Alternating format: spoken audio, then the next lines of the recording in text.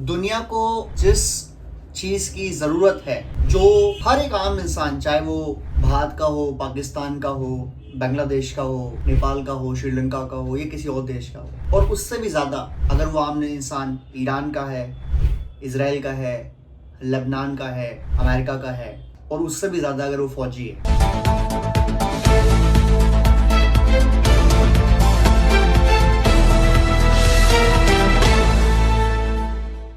Hello friends, दुनिया को जिस चीज की जरूरत है, जो हर एक आम इंसान, चाहे वो भारत का हो, पाकिस्तान का हो, बांग्लादेश का हो, नेपाल का हो, श्रीलंका का हो या किसी और देश का हो, और उससे भी ज्यादा अगर वो आम इंसान ईरान का है, इजराइल का है, लेबनान का है, अमेरिका का है, और उससे भी ज्यादा अगर वो फौजी है, इन तीन देशों, इजराइल, ईरान, अमेरिका, वो सब चाहते हैं कि वॉर हो, और उसकी पहल चल रही है पाकिस्तान में। अब क्योंकि पाकिस्तान बीच में है, तो जैसा हमने पहले बताया था कि दुनिया में पाकिस्तान ने ढिंढोरा पीटा कि हम करा रहे हैं मध्यस्थता और हम करा रहे हैं बातचीत और हम रुकवाएंगे ये वॉर। ये ढिंढोरा पीटना शुरू ही हुआ था कि डोनाल्ड ट्रंप ने ट्वीट कर दिया और कहा कि ये जो पहल चल रही है वो चाइना की तरफ चल रही है, यानी चाइना ने ईरान को बोला है कि बातचीत करो। अब ये जो बातचीत आज हो रही है, इसके बारे में आपको बताते हैं पहले, फिर क्या इसके नतीजे निकलने की पॉसिबिलिटीज है और कहां पर दोनों देशों के विवाद हैं, इसके बारे में बात करें। इस मीटिंग के लिए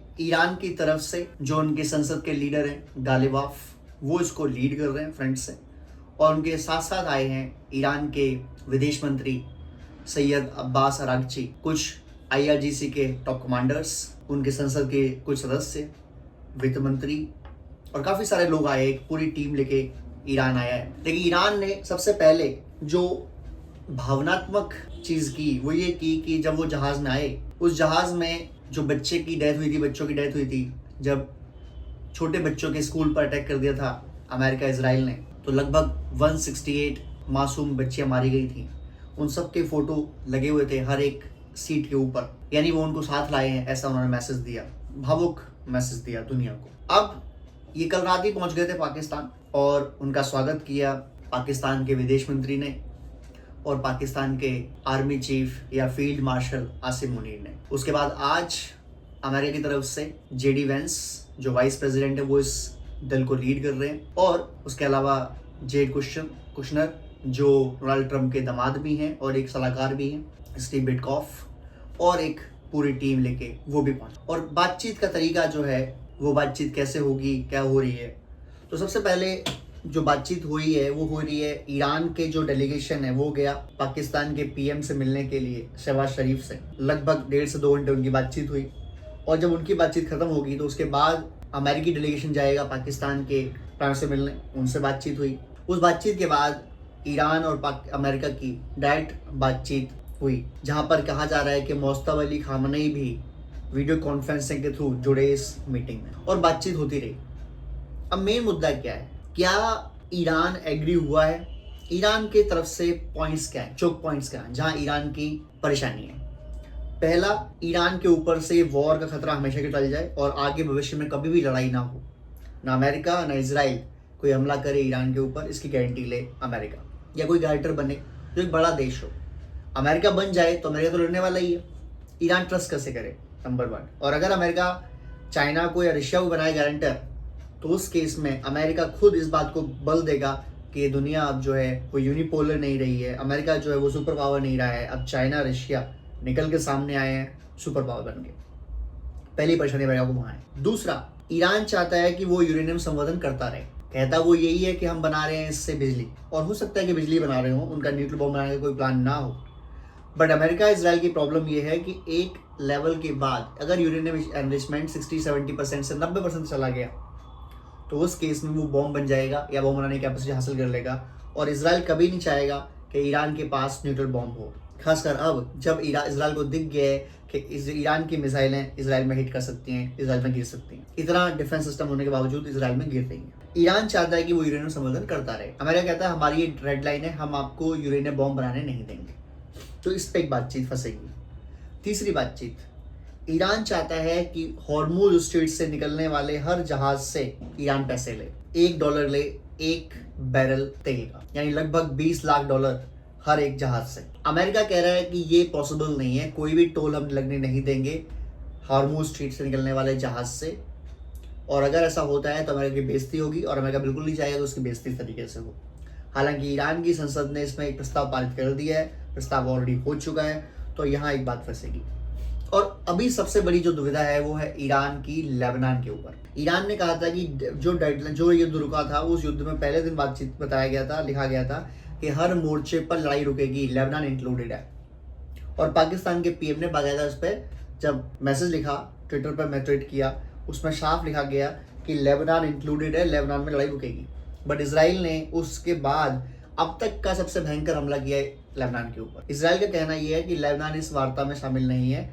हम अमेरिका की बात से ईरान पर एग्री है कि हम ईरान में हमले नहीं कर रहे, ईरान हम पे हमले नहीं कर रहा, लेकिन लेबनान भर शामिल नहीं है। ईरान कह रहा है हर जगह लड़ाई रुकनी पड़ेगी। ईरान ने हॉर्मुज स्ट्रीट खोल दिया था, लेकिन लेबनान हमले होने के बाद उन्होंने उस हॉर्मुज स्ट्रीट को वापस बंद कर दी। ये एक पॉइंट सामने आया। अमेरिका अगर मना ले, कन्विंस कर ले इसराइल को, और सुनने में आ रहा है कि इसराइल ने भी बातचीत की पेशकश की है लेबनान से, लेकिन डायरेक्ट बात करने के लिए वो ईरान के थ्रू बातचीत नहीं चाहते करना। प्लस लेबनान से बात होगी तो उसमें हिजबुल्लाह के रिप्रेजेंटेटिव होंगे या नहीं होंगे, अभी इस बारे में कोई बातचीत नहीं है, तो वहाँ एक पॉइंट फंसेगा। इसके अलावा अमेरिका चाहता है कि ईरान उसकी कुछ और शर्तें माने, उसके बाद कुछ और बातचीत है, जैसे कि ईरान चाहता है सैंक्शन हट जाए, जो उनका तेल वगैरह है वो बाहर दुनिया में बिकना शुरू हो जाए।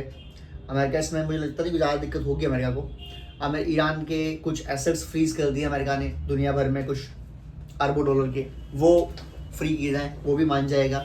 मेन जो मुद्दा है वो है यूरेनियम संवर्धन और हॉर्मुज स्ट्रीट और लेबनान पर हमला। लेबनान पर अटैक इतना बड़ा मुद्दा नहीं बनेगा मेरे ख्याल से, पर जो दिक्कतें हैं वो है हॉर्मुज स्ट्रीट और यूरेनियम संवर्धन। जब तक इस बारे में कोई बातचीत नहीं तय होती है तब तक ये वॉर रुकना पॉसिबल नहीं है। बट जिस माहौल में बातचीत हो रही है, अगर ये बातचीत यहाँ सक्सेसफुल होती है, मैं कहता हूँ कि 100% बातचीत ना हासिल हो जाए, चीज़ें ना हासिल हो जाए, पर 50% चीज़ें अगर हासिल होती हैं, लेबनान पे लड़ाई रुक जाए, हॉर्मुज स्ट्रीट खुल जाए, अगर 2 काम ही हो जाते हैं तो दुनिया के लिए बहुत राहत की बात है। और फिर ये दिखेगा कि हाँ पॉजिटिव स्टेप लिए गए हैं दोनों साइड से, और आने वाले टाइम में हो सकता है एक मीटिंग और हो, 6 हफ्ते बाद, 2 हफ्ते बाद, 1.5 हफ्ते बाद, और वो शायद किसी और जगह हो जहाँ पर इसराइल भी मीटिंग में शामिल हो, क्योंकि फिलहाल मीटिंग में शामिल इसराइल है नहीं, क्योंकि पाकिस्तान इसराइल आएगा नहीं।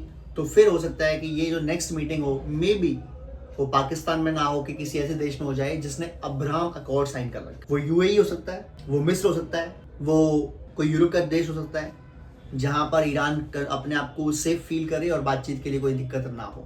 अब पॉइंट ये है कि ईरान और अमेरिका दोनों देश इस शांति वार्ता को लेकर, इसके आउटपुट को लेकर कितने ज़्यादा सीरियस हैं। क्या दोनों देश तय कर चुके हैं कि हमें अब लड़ाई नहीं करनी है? कुछ लोग ये कह रहे हैं कि ये 2 वीक का सीज फायर है, इसमें दोनों बिल्डअप करेंगे। अमेरिका भी बिल्डअप कर रहा है हमले और करने के लिए, तो ईरान भी बिल्डअप कर रहा है हमले और करने के लिए। तो या तो इस 2 हफ्ते के बाद बहुत तेज लड़ाई हो जाएगी जो इस लेवल के आगे 3 लेवल तक बढ़ सकती। दूसरा ये हो सकता है कि इस लड़ाई के बाद हमेशा के लिए लड़ाई रुक जाए, परमानेंट बेसिस लड़ाई रुक जाए। और ऐसा अगर होता है तो बहुत अच्छा होगा दुनिया के लिए, इकोनॉमी के लिए। भारत जैसा देश, पाकिस्तान जैसा देश, पाकिस्तान में लॉकडाउन लग गया लिटरली, और भारत के ऊपर काफ़ी दबाव है क्योंकि एलपीजी की सप्लाई भी थोड़ी सी फीकी हुई है, कमर्शियल सिलेंडर्स की दिक्कतें हैं, बांग्लादेश में बहुत परेशानी है, श्रीलंका में बहुत रेट लगभग डबल हो गए हैं पेट्रोल के, पाकिस्तान में रेट लगभग 150 गुना बढ़ चुके हैं, 150 रुपये से बढ़ चुके हैं, 50% के आसपास बढ़ा दिए गए हैं, लॉकडाउन लगा दिए गए हैं। 150 रुपये बढ़ने के बावजूद पेट्रोल पूरा नहीं दे पा रहे, डीजल पूरा नहीं दे पा रहे। तो दिक्कतें तो दुनिया के देशों में हैं, और अगर लड़ाई रुकती है तो फिर एक चीज़ होगी कि हाँ दुनिया में एक फ़ायदेमंद चीज़ हुई है, दुनिया में एक बेनिफिशियल चीज़ हुई है।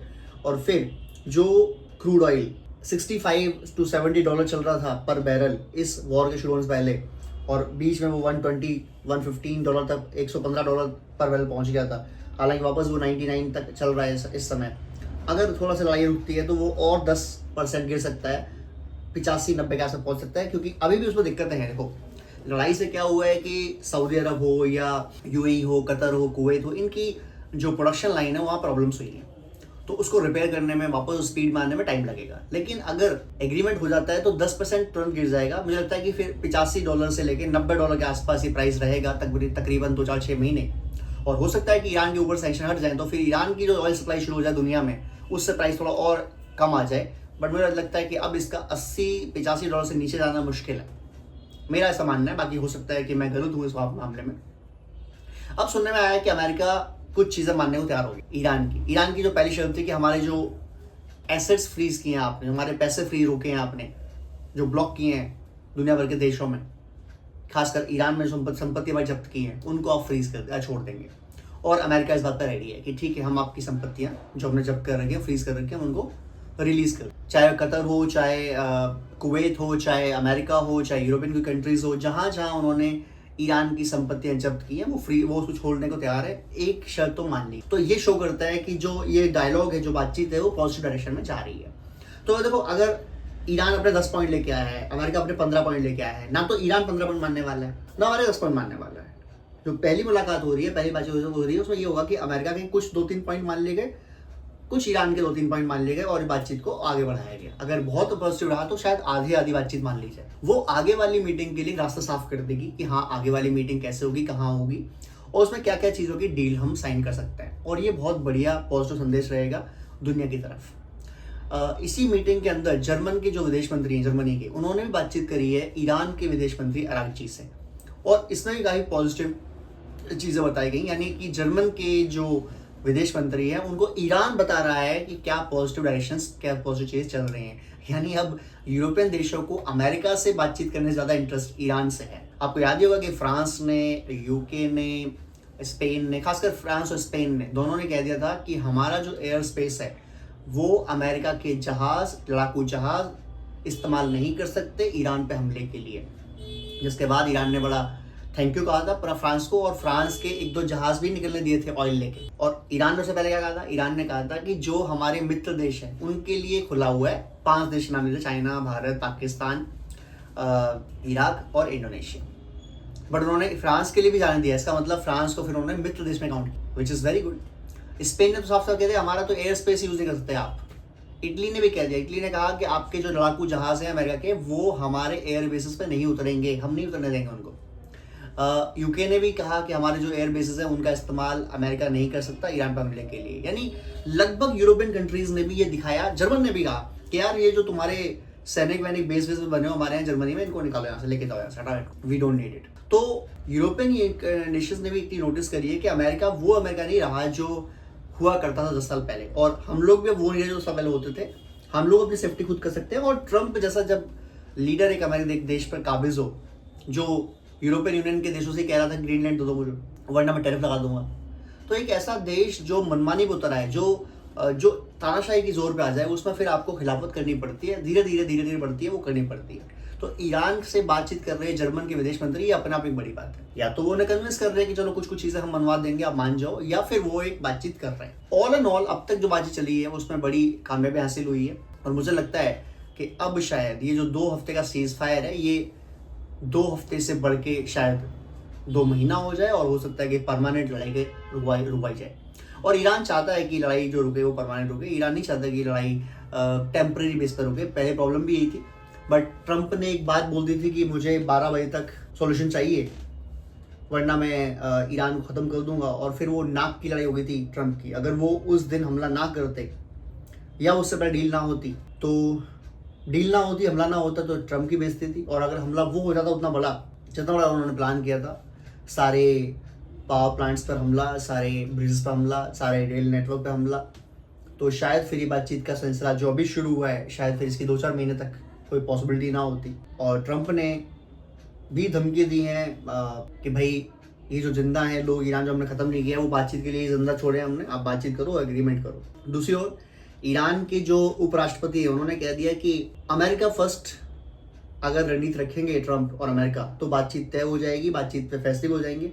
बट अगर इसराइल फर्स्ट रखेंगे तो शायद बातचीत का नतीजा नहीं निकलेगा, और अमेरिका शायद मना लेगा इसराइल को लेबनान हमला ना करने के लिए। इतना भी क्या है। और जो तेज़ी दिखाई है इसराइल ने लेबनान हमला करने के लिए, वो संकेत है 2 बात का। पहला कि अमेरिका ने बता दिया है कि बातचीत से पहले हमले जो करने कर लो, उसके बाद आपको रुकना पड़ेगा। आपको पता है वॉर जब बहुत तेज होता है एंड में, वो इसलिए होता है कि इसका रुकना उसको। तो जो मिलिट्री ऑपरेशंस, जो मिलिट्री टारगेट्स होते हैं, उनको अचीव करने की जद्दोजहद होती है, एक तेजी होती है हर देश के हाथ में। तो इसराइल ने जो सबसे बड़ा हमला अब तक किया, इस युद्ध का सबसे बड़ा हमला कब किया? कल किया, परसों किया, ये किया लेबनान के अंदर। क्यों? बिकॉज दे आर रियलाइजिंग कि ऐसा ना हो कि बातचीत के अमेरिका का फोन आ जाए कि अब आप हमले मत करो, हम नहीं चाहते हमले करो, स्पेशली 2 वीक तो रुको। और शायद वहाँ रुकना पड़ेगा क्योंकि इसराइल को बात तो माननी पड़ेगी। इसराइल भी एक तरीके से संकेत दे रहा है कि मंगलवार को, यानी बस 2 दिन बाद ही, हम बातचीत को तैयार हैं लेबनान से, और बातचीत हमारी होगी अमेरिका के अंदर। तो वही भी पॉजिटिव साइन है। अगर बातचीत करनी है तो फिर आप हमला रोक दो। तो आज भी हालांकि हमले हुए हैं, बहुत ज़्यादा हमले नहीं हुए पर हमले हुए हैं। इसराइल ने भी किया लेबनान में, लेबनान ने भी यानी हिजबुल्लाह ने भी अपने रॉकेट्स फायर किए हैं इसराइल के अंदर। तो वहाँ जारी है जंग, लेकिन अब थोड़ा सा स्लो इट हो गया है। और मुझे लगता है कि आज ये बातचीत जो ख़त्म हो गई है, इसके बाद ये लड़ाई भी रुक जाएगी और दुनिया में हर तरफ शांति की पहल जारी होनी भी चाहिए और शांति होनी भी चाहिए। हर उस देश का जो इसमें इन्वॉल्व है, लड़ाई में जंग में घुसा हुआ है, ईरान, इजराइल, अमेरिका, तीनों का फ़ायदा है। जो इसमें नहीं भी है उनका फ़ायदा इसलिए हो जाए कि पेट्रोल डीजल के प्राइसेस कम होंगे और पेट्रोल डीजल के प्राइसेस जो आसमान छू रहे हैं वो नीचे आएंगे। साथ साथ सप्लाई भी अच्छी होगी, तो जो बेचारे रोज़मर्रा की ज़िंदगी में काम करने वाले लोग हैं, जिनका डिपेंडेंसी है एलपीजी पर, पेट्रोल डीजल पर, उनकी भी ज़िंदगी थोड़ी आसान हो जाएगी। और जो इन्फ्लेशन है, जो महंगाई दर वगैरह बढ़ने वाले का प्रॉब्लम हो गया है, पूरी इकोनॉमी वर्ल्ड की तरीके से फ्रेजाइल हो गई है कि क्या होगा क्या नहीं, वो पता नहीं, वो भी रुकेगी। और ये अच्छी चीज़ है। आई होप कि जो लड़ाई रुकने के संकेत दिए गए, जो पॉजिटिव खबर आई हैं वो अच्छी हैं, और होपफुली आगे और अच्छा होगा और लड़ाई रुक जाएगी। जय हिंद, जय भारत।